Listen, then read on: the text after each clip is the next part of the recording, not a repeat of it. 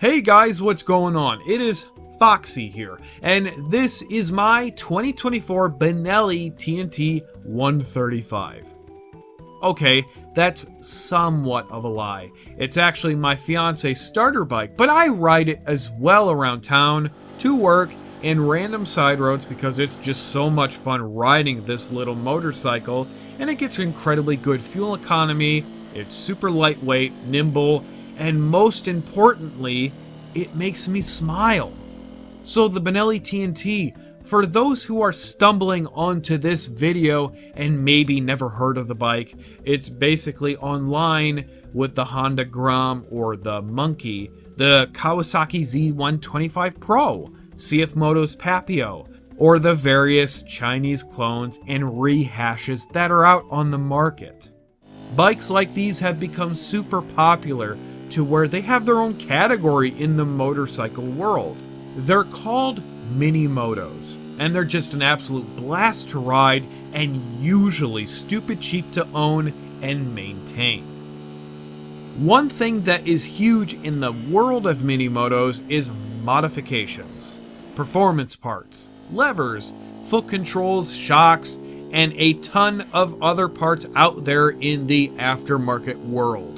There are a lot of videos of people modifying this particular motorcycle, but I've noticed a bulk of them will do something like an air intake swap or an exhaust and say, oh yeah, that's way faster, but give zero evidence to support any of their claims.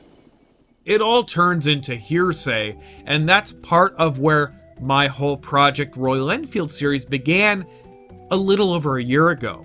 Let me cut people off at the pass. Before you say anything like, well, if you want a faster bike, you should have bought insert whatever motorcycle here. Yeah, that is the obvious answer. I get it. Same shit was said countless times on my Royal Enfield series, and it's still happening today. But here's the thing. Regardless of what motorcycle I buy and modify, it doesn't even matter. The criticism, and in some cases the bashing, is still going to happen regardless. It is what it is, so try not to let it bother you.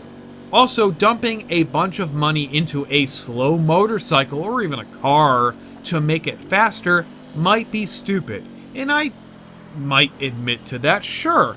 But the way I look at it is this. I don't drink. I don't do drugs. I've never even smoked a cigarette or engaged in any form of cannabis in my entire life. So that money that I save by not involving myself in those things, I use for motorcycle stuff. Anyway, with that long-winded rant out of the way here, and yes, I am sorry for saying that, but it is necessary. The first thing I plan to change out is the air filter and intake snorkel. The stock one is, well, god-awful. It's flimsy, the filtration media is kind of trash, junky, and the whole system is very restrictive from the get-go, limiting airflow to this very small oval opening. So this is what I'm going to replace it with. The AP intake kit that has been promoted on Facebook, Etsy, and I've seen a few videos on YouTube about it, but for whatever reason, the uploader's channel got deleted, thus erasing those videos. Weird. It is, yeah, a 3D printed product, which I'm not exactly particularly a big fan of, but at least there appears to be a level of effort in the design and quality of the final product. I know a handful of you are asking, why, Foxy, did you not buy the Chimera? And, well, for a couple reasons, to be honest with you. I've seen a lot of videos online, and every single one of them, the uploader has talked about how long the process took them and how annoying it was for them to do. Yes, obviously you can speed up that install to 5 minutes by completely destroying the airbox and ripping it out, but it wasn't exactly something I was overly keen on doing. There's other factors like price, availability, since it was out of stock at the time, but also I wasn't totally convinced that the Chimera was going to make a massive difference compared to the AP intake. Like, I'm sure that the Chimera could possibly obtain bigger gains compared to the AP, but is it going to be that much of a difference between the two? Maybe, maybe not. After all, this is just a 11.3 horsepower motorcycle. So let me pop off that original filter and intake and compare it side by side with the new AP1. Removing it, by the way, is really easy. There is 4 Phillips screws holding the whole thing together, and it should come out as one whole unit. Just from looking at the snorkel part, the AP intake is far larger both in size and its opening, which AP claims that the increase is 33% larger, which yes, does sound great. The filter media, on the other hand, makes me slightly suspect that it's such a small amount of filtration media compared to the oversized amount of the original one. AP claims that the new filter is a stage 3 HEPA media that is far higher in quality than the original. And I would agree that it is better quality for sure, but I do wish that the media was maybe a little bit thicker. I think if I took the bike off-road or in a very dusty, sandy environment, this might be problematic, but I don't, so I'm less worried about it. Installing the new intake is simple. The filter media goes into this tray here, and then the snorkel part on top. They supply new screws and washers for the install. Just be careful when installing the intake. When I screwed them back in, I was doing it in an X pattern and just slightly tightening them down gradually, just to make sure I wasn't doing any sort of cross-threading or torquing them down too much. It's a simple job. It really shouldn't take you more than a couple minutes tops. The whole thing is completely plug and play. You shouldn't have to disconnect the battery, and you do not need a tune for this kit. Once it was all done, I simply started the bike and let it idle for 5 to 10 minutes, just so that the ECU can adjust to the changes in the airflow. People say it's not necessary, and you know what? Maybe it isn't, but I'd rather play it safe. Here's a couple sound clips and riding clips before and after the install.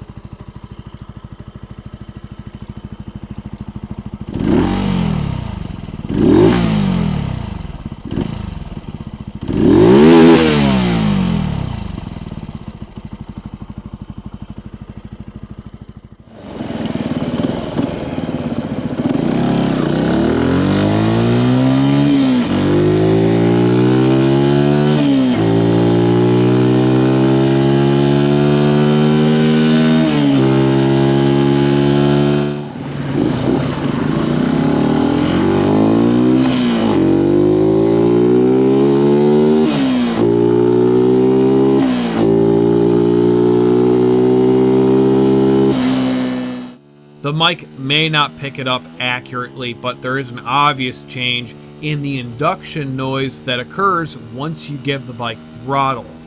It's a bit more throaty, deeper in tone, and arguably it sounds nicer, or I guess at the very least, less like a scooter.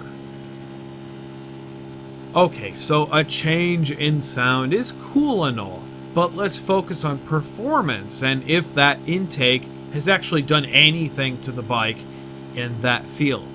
So here I have a device called a Dragy. What this little guy will do is tell me things like 0 to 60 times, whether or not I'm on a flat road or a hill, among a handful of other very useful information. Now, I feel that it's more appropriate to measure the acceleration time from 0 to 50 miles an hour, as well as see if the modification here has played any role at all in the top speed. Now, I took the Benelli out on the same exact roads as before and after the install and did a handful of acceleration tests and a top speed test, and here are the results of that. What you are seeing here is the 0 to 50 speed tests with the bike bone stock. The fastest being 11.65, which I question a little bit here because if I recall correctly, I was going towards a strong downwind. This 11.65 run also happened to be along that same exact reading I got along with the 0 to 60 test, which is even more strange to me because that graph is all over the place. So take this entire reading with a grain of salt. Top speed off the Benelli bone stock without basically laying down on the bike, I was able to hit 63 miles an hour. Mind you, I weigh just about 190 with gear on. But what about after the AP intake install? Is there any difference whatsoever? Well, as far as acceleration goes, yeah, there is a change. My fastest valid time is technically slower at 12.10 seconds, but the fact that I'm consistently hitting faster numbers compared to the stock intake makes me believe that I can technically achieve a faster time than that questionable 11.65 one. And speaking of questionable, I did get a invalid test with that AP intake that was at 10.68 seconds to 50 miles an hour. It was deemed invalid due to the downhill slope being too significant to count for legitimacy. Still, 10-ish seconds on a silly bike like this is kind of impressive, honestly. As far as the top speed test went, there was a little bit more give. I was able to hit 65 miles an hour. I'd say 68 was my absolute highest, but in the sake of fairness, that 68 miles an hour was off a different road that had a steep downhill slope, so I don't really think it's fair. Okay, so the AP intake has definitely made a change to the performance of the bike, as well as altered the way the bike sounds. But there are more changes. The way the bike performs while riding around has, without a doubt, changed. For one, the bike seems much more relaxed when pushing it higher in the RPMs as opposed to that kinda struggling sensation of before. The Benelli now maintains speeds a bit more comfortably when there is a small upwards incline or during a minor headwind. Strong winds or even a steep incline, it's kind of hard to tell a difference, so I can't truthfully say you'll notice any changes there. But most important, and the one thing I was hoping to gain out of this entire change, was that the Benelli is far more responsive than ever before with that AP intake. Stock bike, it has a fair amount of choppiness to the throttle, or even what I would describe as throttle lag. And now with that AP intake, it's vastly improved. It's smoother, more responsive, and that choppiness is not nearly as obvious as before. It's pretty much the same sort of experience I had when I did that Stage 2 kit on my Royal Enfield. At the end of the day, I'm happy with the results I got out of this AP intake. I didn't expect any change at all with the power of the bike, and to my surprise, there was an improvement. Although minor, it's still an improvement based off of my data and experience with riding the little Benelli. For less than half the price of the Chimera intake, and really none of the headache. It's not a bad option to think about if you're wanting to get rid of that awful stock intake system. I would be curious to see if this AP intake plays any role in how the bike performs with that full exhaust kit. Does it continue to help the bike's performance, or will it have similar results if I were to put the original intake back on the Benelli? Who knows? Anyway, guys, that's it for this video. I am Foxy once again. I have no idea what I'm going to call this little mini-series with the Benelli. But, of course, thank you so much for watching. Take care, and most importantly, ride safe out there. See you later, everyone.